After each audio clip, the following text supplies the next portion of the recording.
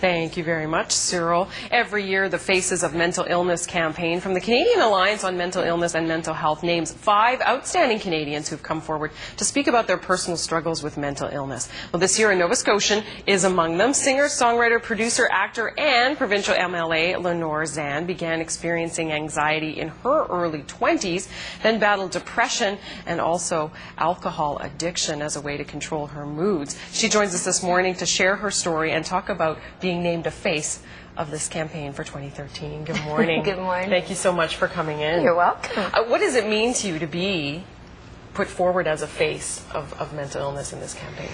Well, I think that it's good that I have 17 years of sobriety under my belt. It's been an interesting journey, because one of the things that you realize when you get sober is that just stopping drinking is only the first part of the equation, and then you've got to deal with all of the emotions and the feelings that you've been hiding from all of that time that you were drinking. And for me, it was the anxiety and the depression as well. So I'm proud that I was chosen, and I'm pleased that I'm able to help others to hopefully recognize some of the problems that they may have and get the help that they need. So this started in your 20s, and it's interesting because you're a performer, and one doesn't necessarily think of anxiety, but this is how it started for you. Yes, and it's interesting because I was never nervous on stage or when I was doing movies or television. It was in my real life. When I would wake up in the morning, I would feel immediately anxiety and have panic attacks. They grew to panic attacks. So I found that at night, after I'd done a show, I would drink to try and help put myself to sleep. And then it got to the point where I was drinking to try and control the anxiety.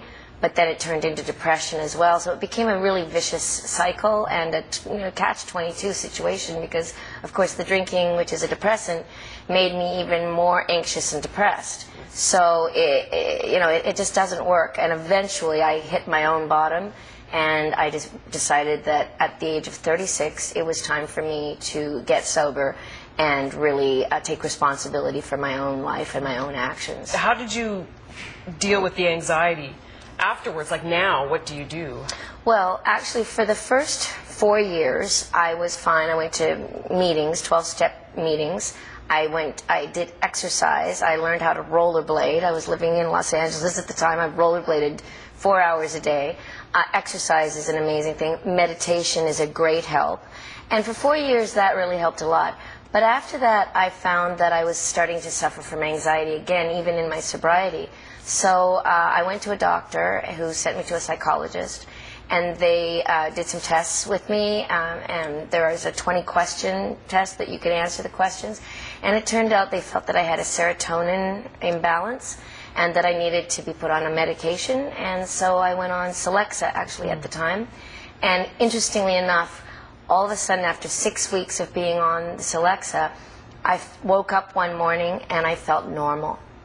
And I'm telling you, if you've ever gone through anxiety yourself, and many people do, when you wake up and you actually just feel normal, it's an amazing feeling. And I thought, if only I'd discovered this years ago in my early 20s.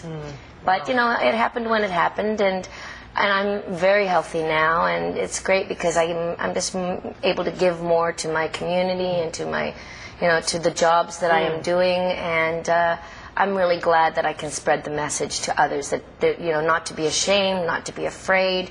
Don't worry about it. This is an illness. It's a mental illness, and there is help.